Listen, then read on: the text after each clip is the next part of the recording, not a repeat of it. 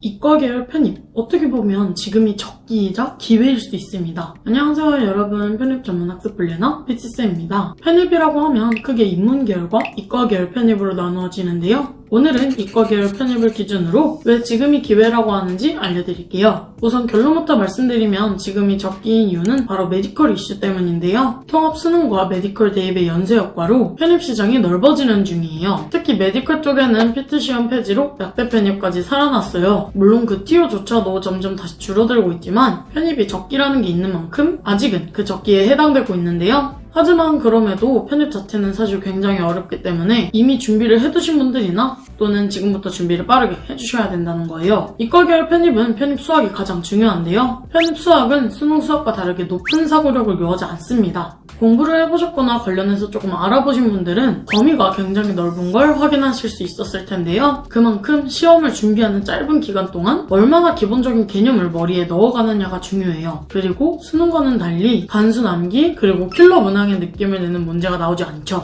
다만 연고대의 경우에는 학과마다 보는 시험이 다르고 오히려 논술 전형의 느낌이 강해요. 그리고 2단계에서는 면접도 보기 때문에 특히 더 준비를 잘해주셔야 합니다. 서성하는 서명대 수학은 굉장히 어렵지만 나머지는 범위가 넓기 때문에 난이도 자체는 조금 수월할 수 있다는 것 알아두시면 좋을 것 같습니다. 대부분 이과 계열 편입이라고 하면 영어보다는 수학에 조금 더 기준점을 맞춰주시는 분들이 계시지만 수학과 영어 둘 다 준비를 잘 해주셔야 하는데요. 편입 영어는 킬러 문항으로 인해 단어 수준이 내려간 수능 영어와는 다르게 단어가 굉장히 어려워요. 그렇기 때문에 난 수학에만 집중했고 영어에는 자신이 없다 하시는 분들은 상대적으로 영어가 쉬운 편인 건대를 준비하시는 것도 방법이 될 수 있겠죠. 이 외에 상위권 대학에서 영어는 문법보다 독해를 중심으로 공부해주시면 좋고요. 현재 메디컬 이슈로 인해 편입 시장이 넓어지긴 했지만 결과적으로 이 편입 합격을 결정짓는 건 편입 시험이에요. 하지만 편입에는 지원 자격이 있기 때문에 그것을 갖춤과 동시에 이 편입 시험까지 준비를 해주셔야 하니 지원 자격을 갖추는 것에 대한 시간을 세이브하고 편입 공부를 할 수 있는 시간을 확보하는 것이 중요한데요. 거기에 특화된 방법이 바로 학점은행제도입니다. 실제로 학점은행제를 통해 편입을 지원하시는 분들은 크게 두 가지 장점을 보고 거기에 의의를 두시는데요. 바로 온라인으로 가능하다는 점과 단기간에 지원 자격을 갖출 수 있다는 것이에요.